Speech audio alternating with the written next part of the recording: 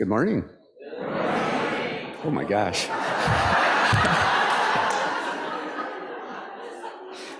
Thank you all for coming.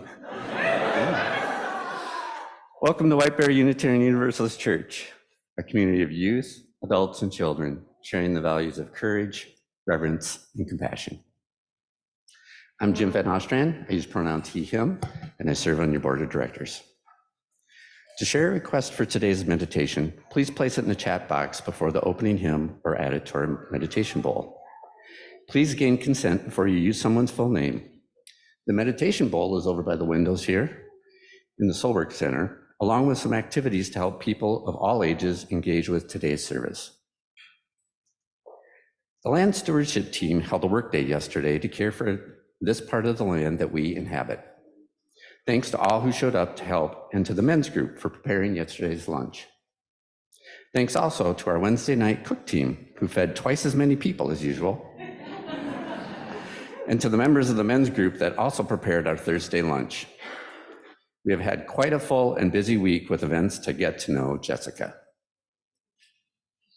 Thank you to the search committee for spearheading these plans and to everyone who helped support the important and exciting events this past week, including the team of people who are preparing the reception for after today's meeting. Now I think we have an announcement from the search committee.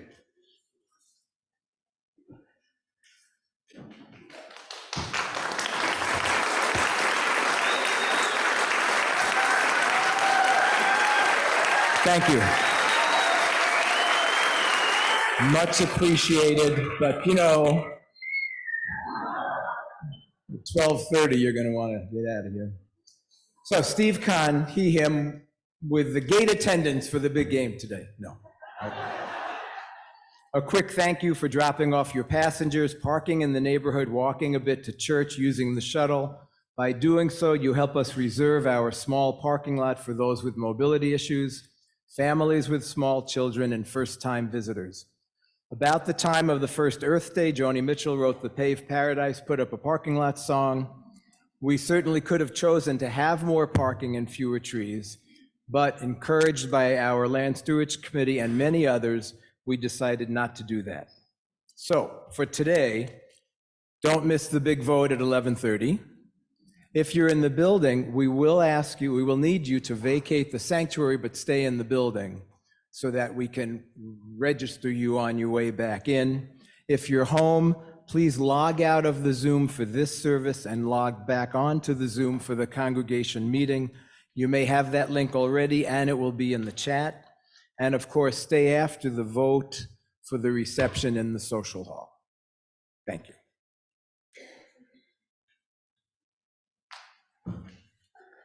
Welcome to our church. Together we grow our souls and serve the world.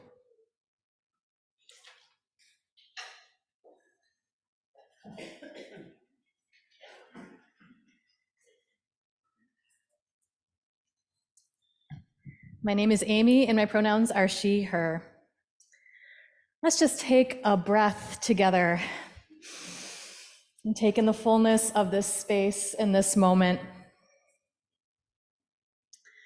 On the mornings when our children, youth, and their facilitators leave the sanctuary after the story to gather in their classrooms, it is our practice to first take a moment to pause and notice the threshold we are crossing by taking 3 breaths together, moving our bodies as we need to, and noticing the people and things in this space that make it a holy place. We do this in this space too. We do this as we ring the singing bowl each Sunday. It is our invitation to listen within and around us and to notice what we hold sacred here. We cross thresholds all the time in our lives, both literal and metaphorical. And this practice of pausing and breathing helps us to slow down, to notice the beloveds that travel with us, and to notice how we are shifted in these moments. And so this morning, we are worshiping all together, all ages for the full time. And so we're going to cross this threshold and hold worshipful space together. We're going to hold worshipful space by singing together, by listening together, by maybe being a little wiggly together. And this is all good. We invite you of all ages to visit our Soulwork Center, where you can add a prayer to our prayer bowl. You can find activity packets or fidgets, or you can make a tissue paper flower that happens to go with our theme of the service this morning. And we'll invite you to bring these flowers forward throughout the service this morning if you'd like to add your flower to our altar this morning. So let us cross this threshold into worshipful space together. And as you hear the singing bowl, I invite you to take 3 giant breaths to stretch your body as you need to, as you're called to, and notice the sacred beauty of this space and time.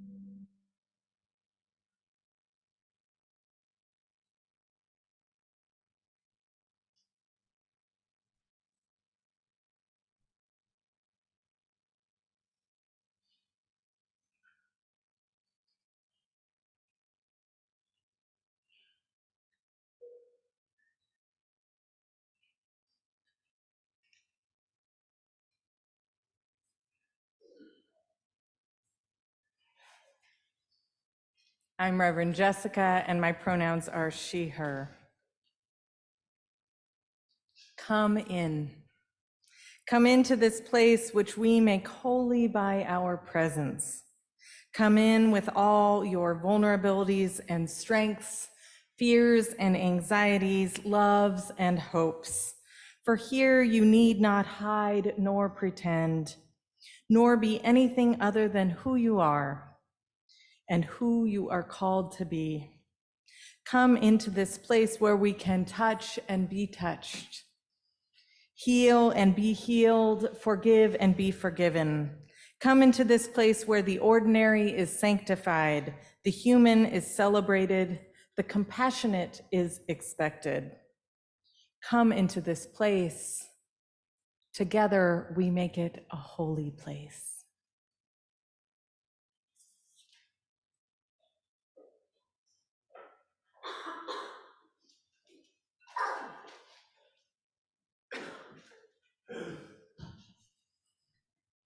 Good morning. My name is Jordan Blair Palladino. I use he, him pronouns. My wife Rachel and I began attending WBUUC a little over a year ago, hoping to find a community accepting of our mixed faiths, and that would allow us to build new bridges between our 2 sets of traditions and create a stable foundation with which to raise a family. In that, I believe we have succeeded. We also got much more than we bargained for. During our original membership classes, we learned more about Unitarian Universalism, a community without a creed. This didn't mean anything to us at the time, and in fact, didn't we come here precisely so that nobody could tell us how to navigate our spiritual life together? I grew up very secular, as is common for the majority of American Jews, and I rediscovered a deeper connection to my faith in college. I became very observant by most metrics, but even then, I was determined to fit my newfound spirituality into my life instead of straining to conform my life to some idealized version of Jewish practice. Eventually, my decision to pursue a committed relationship with my now wife outside of the faith drove a rift between myself and many of the religious leaders that I had come to deeply respect. And I've been slowly shedding my personal observances ever since, loosening my diet, cutting back on complicated holiday preparations, and disconnecting from Jewish thought circles entirely. In this mindset of cutting away, about a month ago now, I was in the pews for the first "This I Believe" statements that we had been able to attend since we joined the community. They were really beautiful examinations of faith, and while I appreciated the perspective offered by both speakers, By the end of that week's worship service, I only had one thought running through my head. I have absolutely no idea what I believe.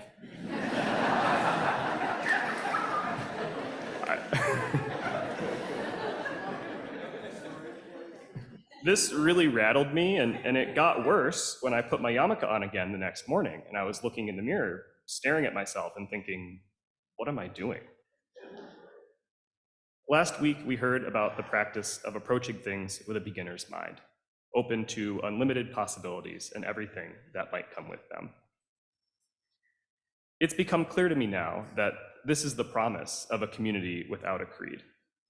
With no spiritual directive, everyone must decide for themselves what to believe, not just which parts of their existing traditions are maybe worth keeping, but which new ideas to incorporate as well. All options are valid, and all paths lead to growth. I owe it to myself to at least try and answer these questions. I'm looking forward to WBUUC's next chapter as a chance to begin my spiritual journey all over again. I hope that you'll join me. I have much to learn from each and every one of you. Thank you.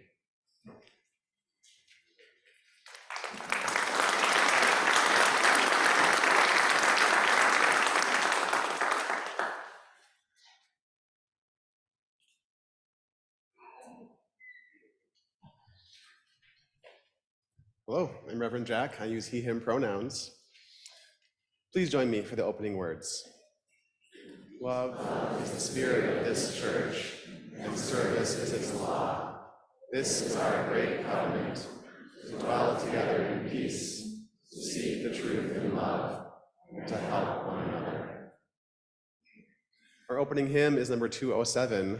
Please rise and body your spirit, the gray hardback hymnal.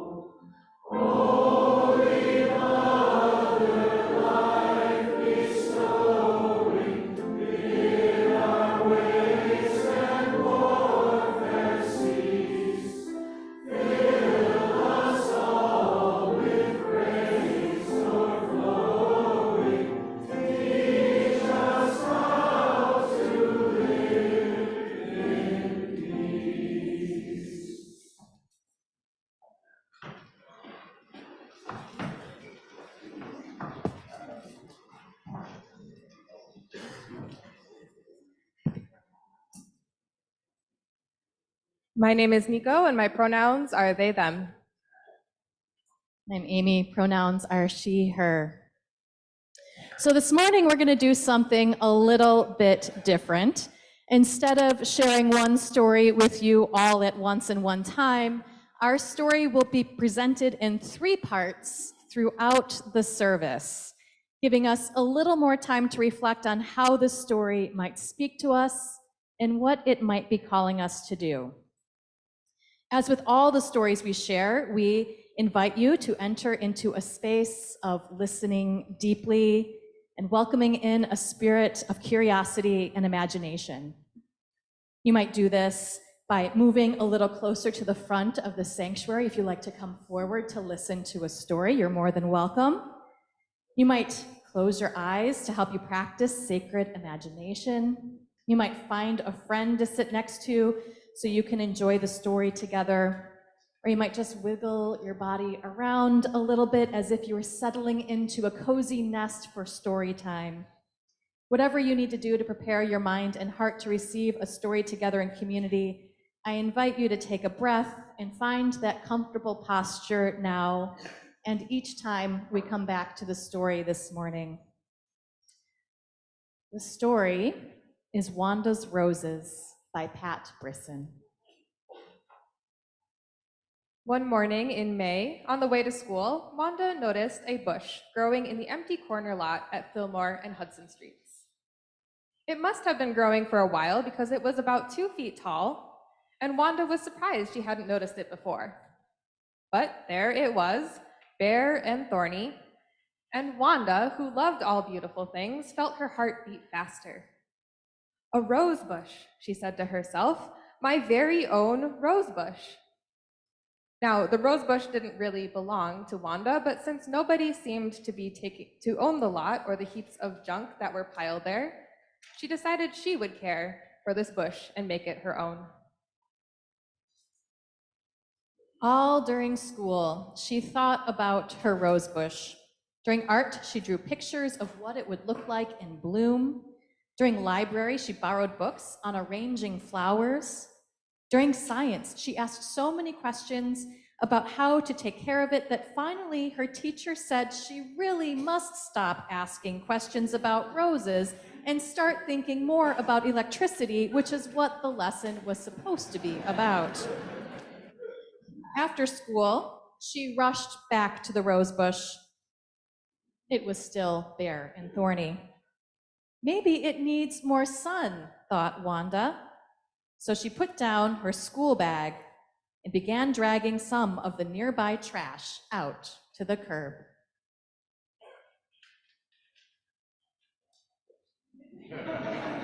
Doing the dance up here. As Wanda cleared things away to make room for growth, you have spent this week emptying your cups, entering this space with curiosity and care. Thank you for the ways that you have shown up for me and for this congregation, for this faith this week. Today, you're invited to think about what you want to cultivate and grow within this congregation. So take a moment and think about that. What are your hopes and dreams for how we can move forward together? Think of a word that speaks to how you're feeling and how you hope others will feel in the future together. You will see that we have baskets at the end of some of the pews. We're rather full, so people may have put them under their seats. Within the baskets are paper seed hearts. It's not at the end of every pew, but if you have a basket, can you hold it up just so people know where the baskets are around them? We will pass these around. You are invited to take a paper seed heart and write a word that represents your hopes and dreams for this congregation. If you're watching online, you are welcome. Wave at the camera. Let's all wave at the camera to all the people who are watching online. How many people are watching online, Aaron? 120? Wow, 120. We can clap. Thank you all for streaming in. I hope you're wearing your pajamas and have a cup of something warm next to you. So if you're watching online, you can put your words in the chat box, and Amy is writing those on paper seed hearts.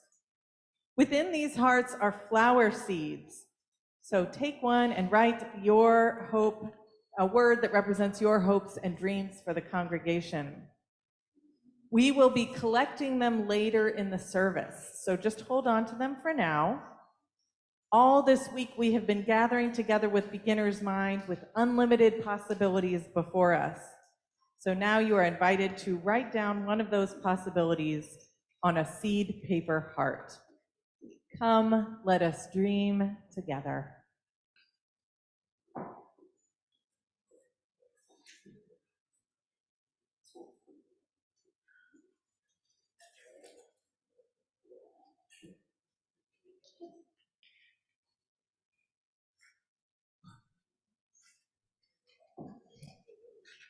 Well, in the spirit of cultivation and growth, our special collection today is to continue our tradition of supporting education in our community.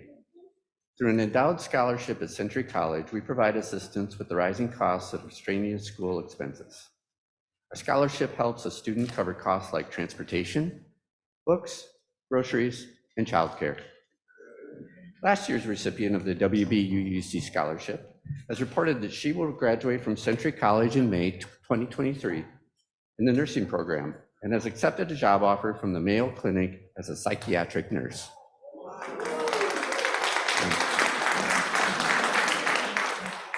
She plans to continue her education through courses offered through the Mayo Clinic.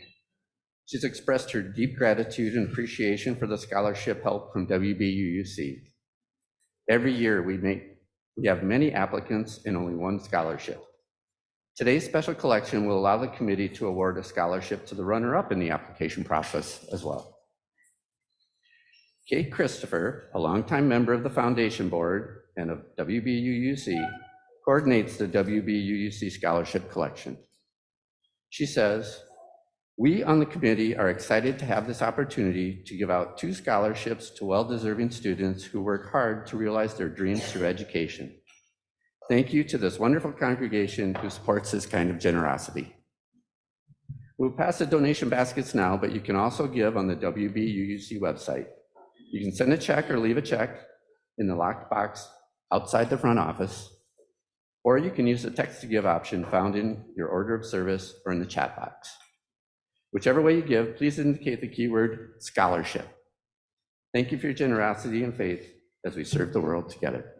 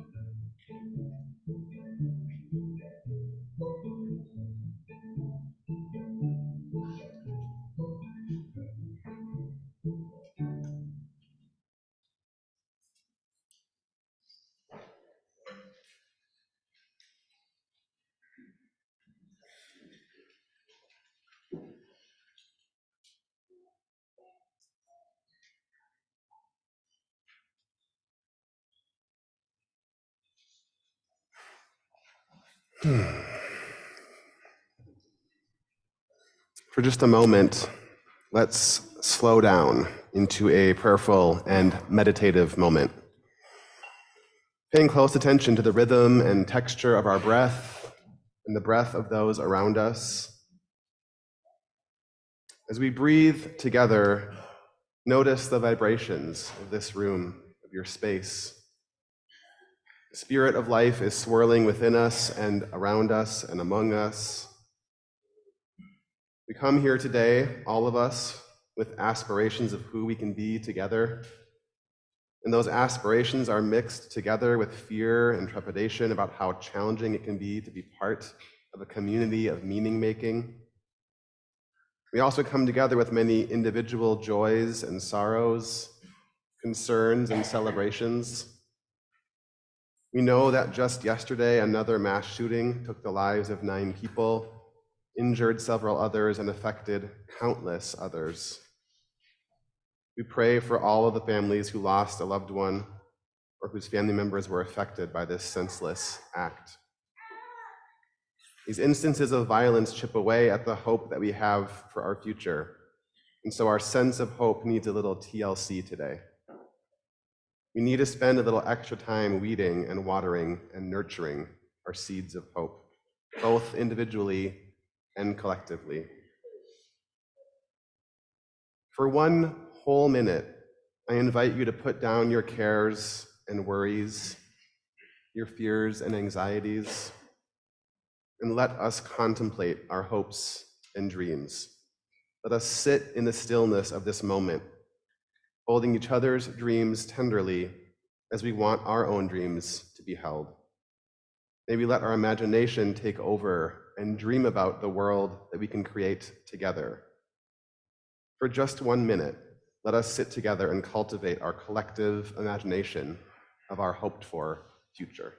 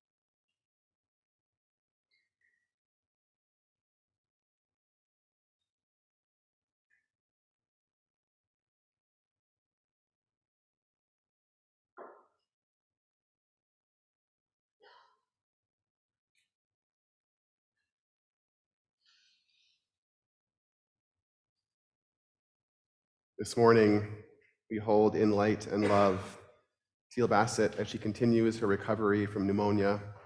She so wishes she could have been here this week. We pray for healing and rest. From Kelsey Kerrigan, we have a request. I have on my mind and in my heart today a mother and 2 school-aged children who live 2 blocks from us. They lost their spouse and father on Friday night to senseless gun violence over a car. May we all do what we can to make this community a less brutal and traumatizing one. For renewed energy in, connection to, and celebration of our WBUUC community.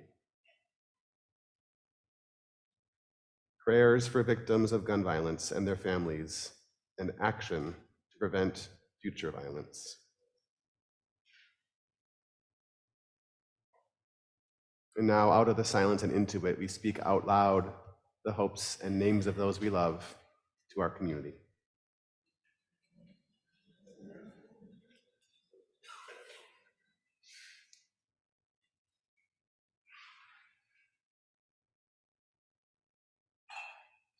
knowing that together we can hold this all. May this be so. Amen.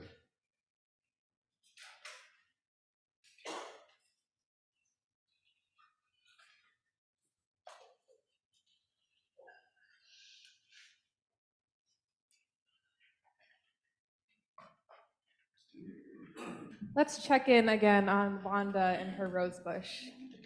Wanda was busy cleaning away some trash from around that rose bush, and Mrs. Turner, who was on her way to the store, stopped to help her with a broken chair. Cleaning up the neighborhood, Wanda? Mrs. Turner asked. That's a nice project for you. Oh, I'm not just cleaning, Wanda told her. I'm helping my rose bush to get more sun so it will bloom. Your rose bush? Mrs. Turner asked. Where's your rose bush? Over here, Wanda replied proudly, pointing at the bare, thorny bush. Oh, Wanda, I'm not so sure that's a rose bush, Mrs. Turner said gently. Sure it is, said Wanda.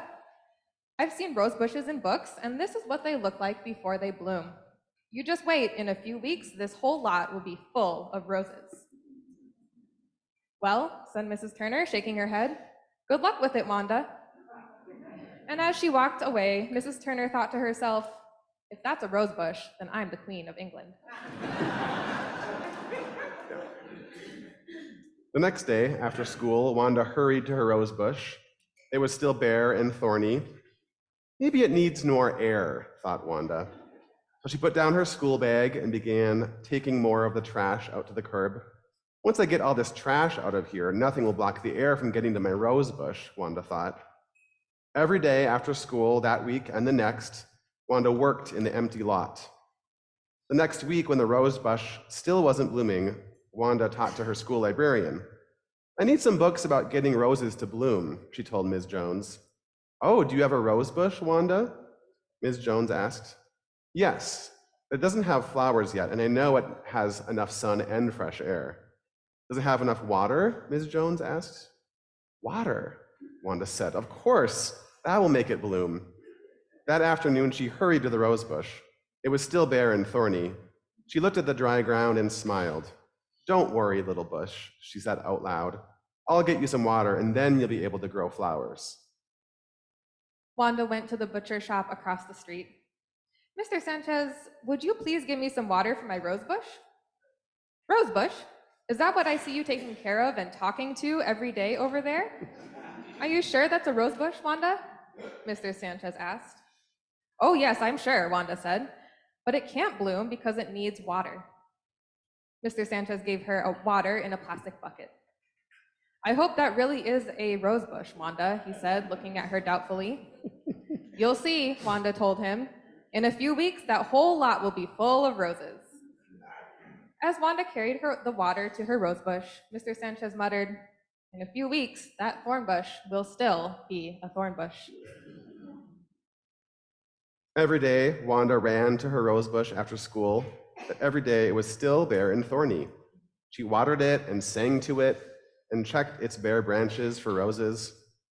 Ms. Turner, on her way to the butcher shop, stopped to see if there were any roses yet. When Wanda went to the library at school, Ms. Jones asked if there were any roses yet. And every day when Wanda went to the butcher shop for water, Mr. Sanchez asked if there were any roses yet. To each person, Wanda would answer the same thing. Just you wait. Pretty soon this whole lot will be filled with roses. And then one day in June, Wanda had an idea. Looking at the bare, thorny bush, she said, if my rose bush won't give roses to me, I'll just have to give roses to my rose bush. And when she saw Miss Turner, Ms. Jones, and Mr. Sanchez, she gave each of them an invitation that said, please come for tea and muffins in Wanda's Rose Garden, Saturday morning at 9. Oh dear, said Mrs. Turner. Is she still expecting to get roses from that bush? Oh darn, said Mr. Sanchez. There must be something I can do. Oh good, said Mrs. Jones, who had only heard about the bush from Wanda and hadn't seen it for herself. And I'll bring the muffins.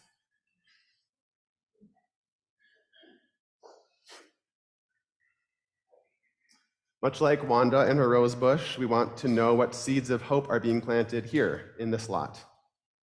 This is your opportunity to bring forward your seed paper hearts that has written on it a hope or a dream you have for yourself, for this place, or for this community. Laura will play some music for us, and as she does, feel free to bring your heart up to this basket, or there are baskets in the corner. Yep. There was a basket in that corner. There's a basket in that corner. There are baskets up in the balcony as well. Or you can give it to your neighbor if you don't want to get up. So you are invited to come forward now.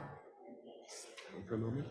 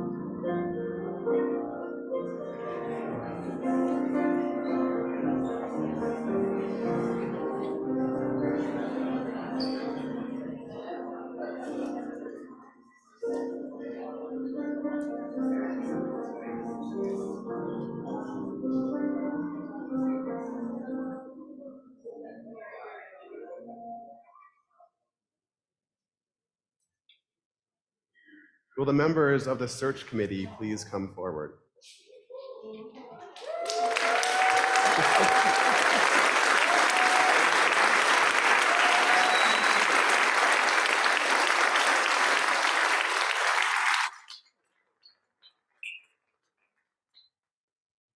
I've asked them to take a few hearts from the basket, and in a moment they're going to name out loud the hopes and dreams, some of the hopes and dreams written there.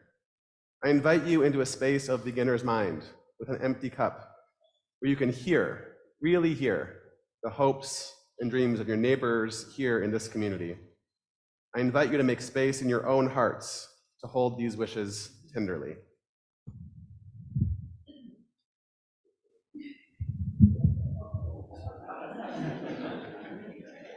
Okay. Deep connection, compassion and grace, hope and love. All welcoming and accepting. Open hearts, open minds, and connection.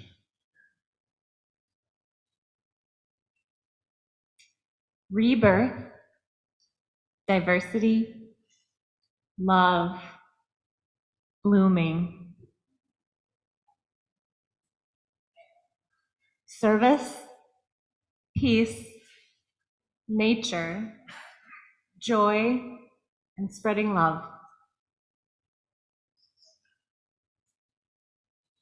Reach, love, bonding, connection, and impact. Love, support and acceptance, honesty, more youth, and more acceptance.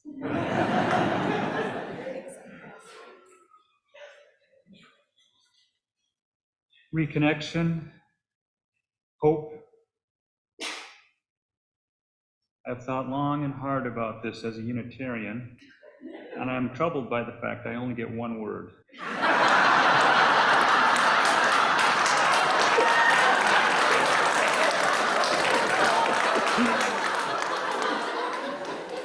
It says optimism.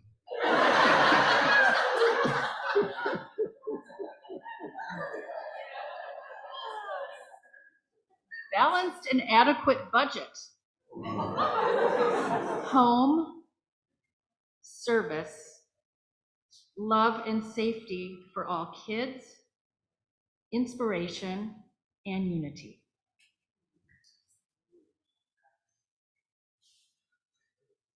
All of us gathered here today have many wishes for what this community can be. We just heard some of them. Unity, inspiration, a balanced budget, more youth, compassion. We share a lot of hopes, and also we have many different hopes. And the beautiful thing is that among them all, we get the privilege of being in covenant with one another as we pursue these hopes and dreams together.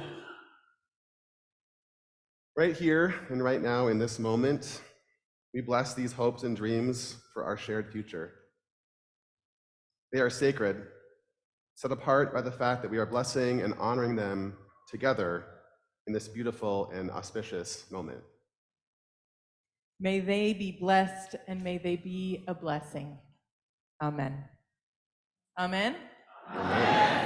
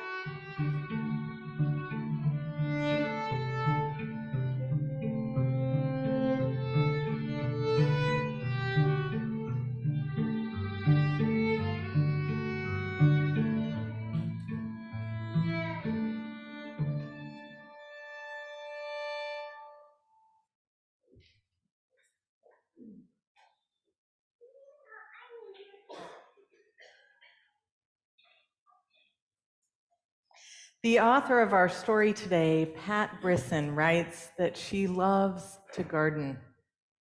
She says that she wrote this story one day when winter was almost over, but spring hadn't yet arrived.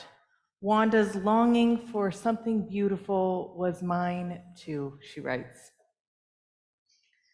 But of course, this longing is not entirely for roses. It is for something beautiful beyond ourselves, something worth striving for, something we can give our hearts to, she says. And this is why we are here. We are longing for something beautiful beyond ourselves, something worth striving for, something we can give our hearts to. This is the place that spiritual community, that church can fill in our lives, that church can inspire in our lives. So I want to begin by saying thank you for showing up this week, for bringing your curiosity, and for telling me your hopes and dreams. Thank you for filling out the questions from last weekend. I received 111 pieces of paper. It was a wide range within those, let me tell you. And I learned about you in the process. I learned what you are hungry for, what you are curious about, what is important to you. I learned about some of your personal preferences and some of your stories. There were funny questions, everything from curiosity around my feelings of lutefisk and whether I'm willing to give up my allegiance to the Red Sox. Short answers, I don't eat fish, and I just love going to baseball games, all the teams. You were curious about my theology, and what I read in that question is a wondering about how my own personal views are going to be shared from this pulpit. If my own personal theology resonates within your hearts. I believe in a God in process who comes into being in beauty in the world and in the ways each of us work to make the world a kinder, more compassionate place. God is love, and each of us can bring that into being in the world. One of the questions posed to me last weekend was if the quote attributed to Transylvanian Francis David was, which the quote is, "We need not think alike to love alike," if that still applies. Yes, it does, when we come from a place of shared values, of recognizing that our inherent worth and dignity is interdependent, and that we are all bound up together under this wide theological tent. We are all responsible for each other and for this planet. This is the ultimate task of our faith, because it is from that place of interdependence that we strive to find that balance between having a deeply spiritual life and a life that responds to the cries of the world. I was on a meditation retreat over this past New Year's, and there was a statue at the back of the meditation hall of Kuan Yin. This is a very old statue made of wood. I'm sure it's hundreds of years old, and there was a large crack right through their face and body, and yet their face emanated peace.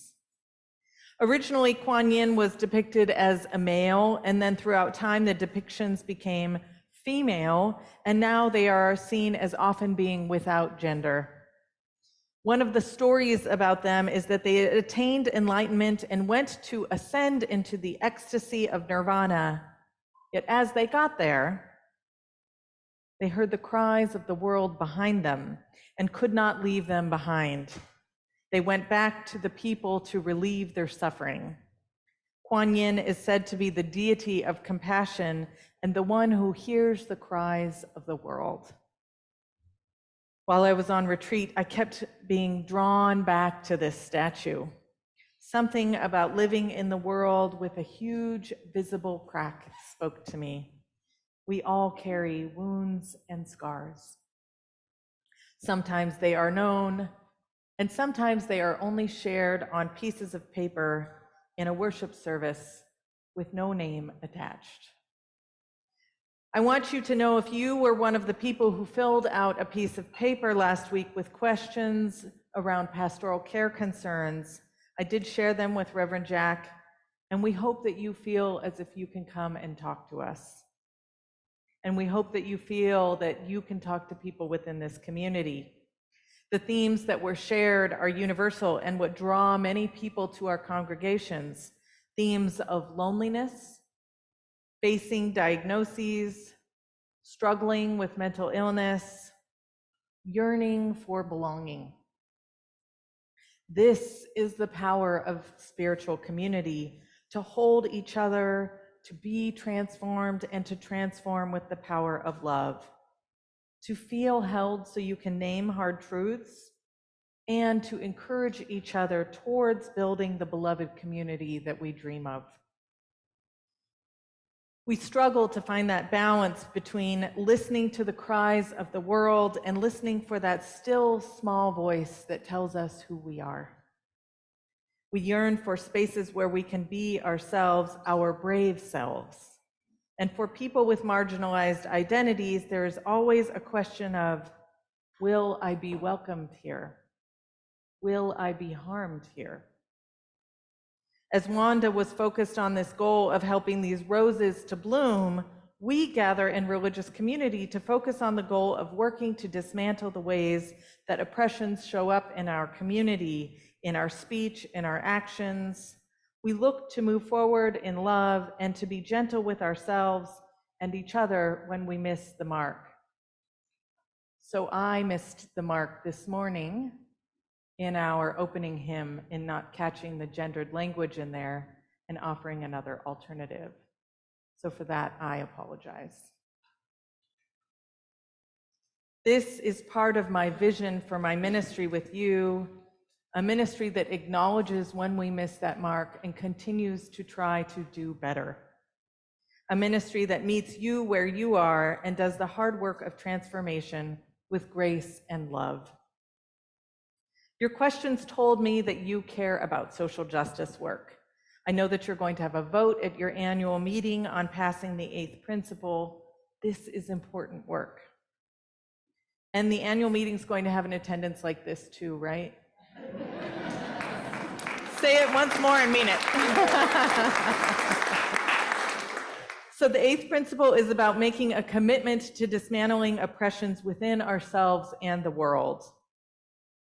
If you call me as your lead minister, I will support your social action teams and explore the ways that we can come together as a congregation to support large initiatives. Going to General Assembly has been a powerful experience for me over the years. And for those who don't know what General Assembly is, it's the annual gathering of Unitarian Universalists. This year it's in Pittsburgh, but you can also attend online. I hope to strengthen this congregation's connection to the Unitarian Universalist Association and to local regional UU offerings. I also look forward to interfaith work and learning of the needs within this community and how local interfaith efforts are addressing those needs. I hope for a ministry that inspires and connects us. I want to continue to collaborate and develop worship that speaks to your hearts and minds. You have a wonderful staff team here who are dedicated to this faith and to this congregation. And as you know, we will be hiring for the positions of choir director and music director. And if I am called, I look forward to learning more about you and helping with a team to find people who will be a great fit for the staff team and for this congregation. My vision for this ministry is a collaborative ministry that works to empower and support the staff team as we care for the ministries of this congregation, and that we work to empower and support lay leaders as well, because we can't do it all on our own. Not only is it important to work towards a work-life balance for me personally and to cultivate a spiritual life, I will be encouraging staff, lay leaders, all of you to do this as well. I also look forward to supporting the religious education team. We are building up from here, and this work is so important for all of those families who choose to call this place home. Do you agree? Yes. Okay. Speaking of religious education, last Sunday there were a good amount of questions from children and youth, asking what my hobbies are, baking, gardening, reading, hiking, camping, going to the theater and symphony. There were questions around my favorite color. It's a toss-up between blue and green. There were questions around what's my favorite animal, a golden retriever. And this week I heard that the question of whether I was Team Jacob or Team Edward was an important one for some of the youth. Edward, always. For those who don't know, it's a Twilight reference. Some of the kids asked what I love about the ministry. I love Sunday morning, I love preaching, I love collaborating with a team and the magic that can come from that. I love that it doesn't have to be all me, that it's a team from the music to the story to the meditation, that we are all a part of making this happen, and you are too a part of making this happen. I love getting to know people. I just love people, and that is a wonderful part of the ministry. Now, for those of you who want to caution me that the entire congregation is not like the search committee, I know this. I know you use, and I also know that you have an ethic of generosity and an ethic of welcome that I have experienced this week. And there will always be a couple of people to remind us that we need not think alike to love alike. Many people have commented on the energy this week, that feeling of energy in the air. Can you feel it this morning? Yes. I can too. And I've also been witness to the level of grief that you carry with Reverend Victoria leaving and with Reverend Roger leaving shortly. There is an energy here and an excitement, and there are also feelings of grief and loss. But our hearts are big enough to hold it all. Our hearts are big enough to move forward together. Pat Brisson, in writing about Wanda's Roses, said, "But of course this longing is not entirely for roses. It is for something beautiful beyond ourselves, something worth striving for, something we can give our hearts to." I have this longing as well, dear ones. And if you vote to call me as your next lead minister, I will give my heart to you, and we will strive to build the beloved community together. I know firsthand of the power of Unitarian Universalism to change a life because it changed mine. I long for us to continue to spread the word about this faith, to continue to grow souls here, to continue to build a faith worth striving for, worth giving our hearts to. It is how the divine shows up in these relationships, in the power of community. Thank you for the ways that you have shown up for me and for this community this week. It has been sacred and holy. What a joy it has been to be a part of. Amen. So you might be wondering what happened with Wanda's Roses. The night before the tea party, everyone was very busy. And the next morning at 9, everyone was surprised to see Wanda's rose bush covered in roses. Paper roses that Wanda had made herself and carefully tied to each bare, thorny branch. But more surprising yet, everyone who came to the party had brought along a rose bush to plant near Wanda's. Thank you. Except Miss Jones, who brought delicious blueberry muffins. After they had eaten their muffins and drunk their tea, they all got busy planting rose bushes. Mr. Claudel and Miss Turner dug the holes. Mrs. Giamoni held the bushes in place while Wanda and Miss Jones filled in the roots with soil, and Mr. Sanchez brought water from his shop and watered them all thoroughly. When the work was finished, Mr. Claudel said, "Wanda, this is going to be a rose garden fit for royalty." Wanda and the others smiled. And later that summer, there was a whole lot filled with the biggest, most beautiful, sweetest smelling roses that anyone had ever seen, just as Wanda had said it would be. And so you are invited at the end of the service, not right now, to come forward and take a dream or a hope from this basket and go and plant it. You are invited to nurture the hopes and dreams of this community and see what springs forth. And if you're watching online, these will be in the lobby this week during open hours, and so you can come and take one as well. What a privilege it is to nurture the hopes and dreams of others, and that's what we do in this community. Sound good? Yes. All right. Please rise in body or spirit for our closing hymn. I'm going to teach it to you today.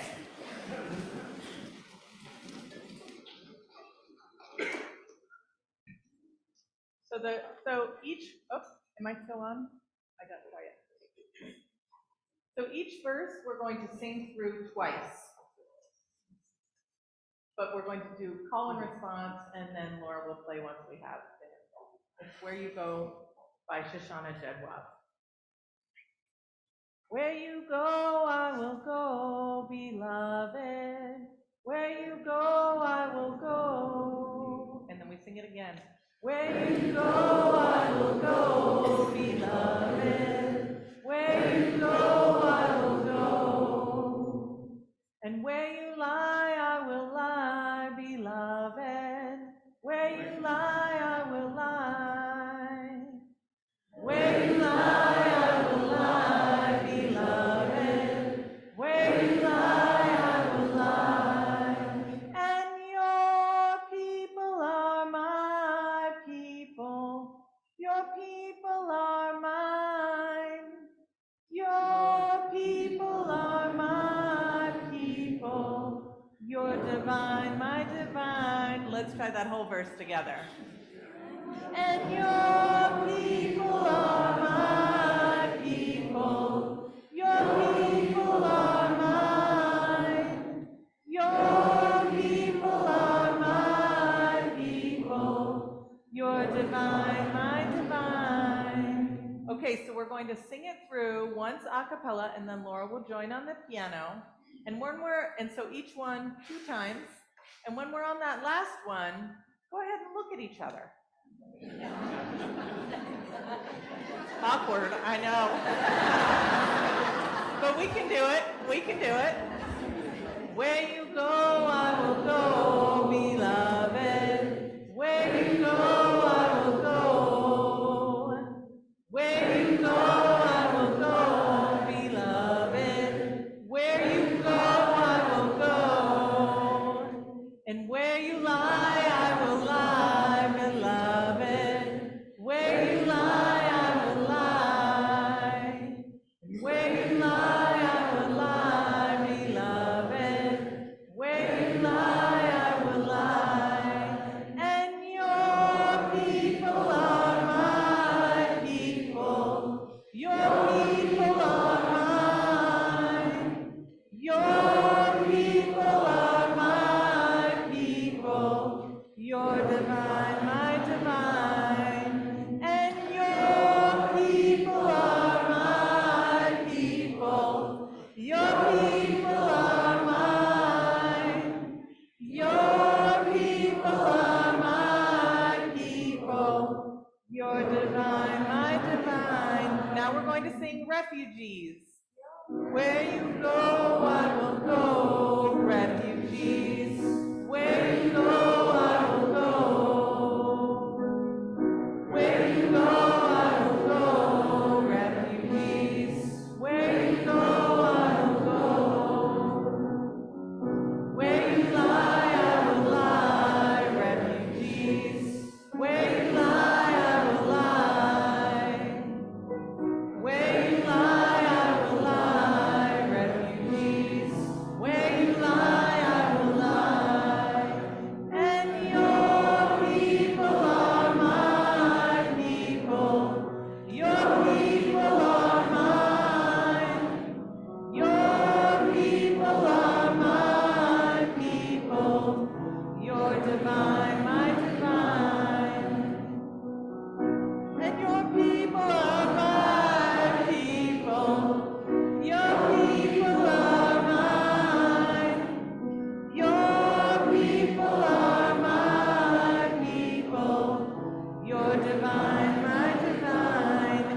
ancestors.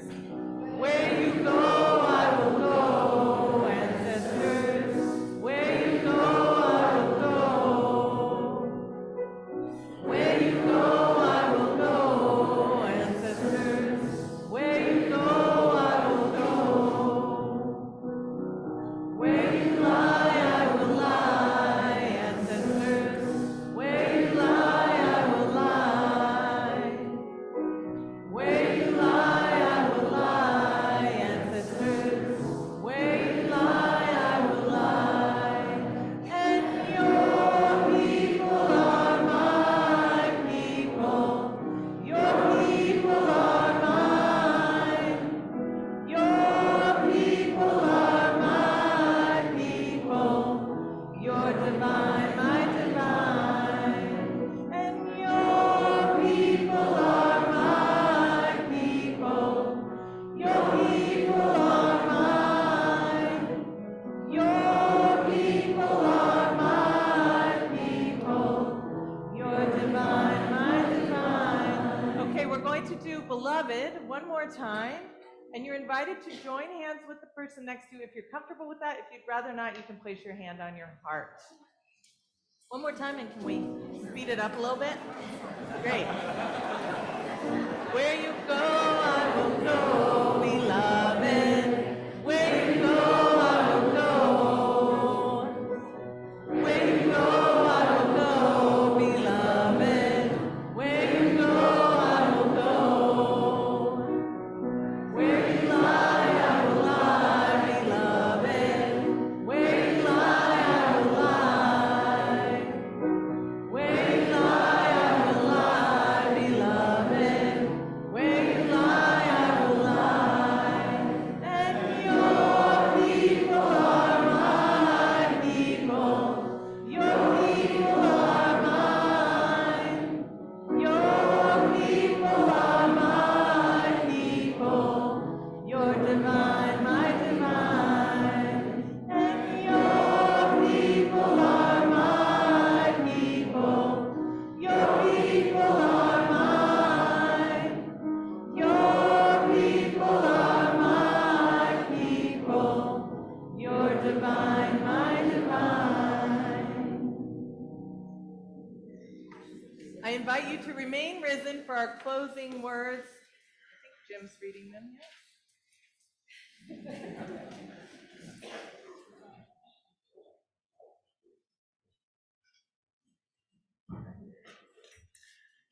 As we read the closing words, I invite you to not just go by memory, but read them and think about them. So join me, please.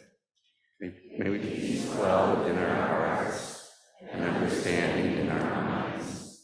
May courage feel our will and love of truth forever guide us.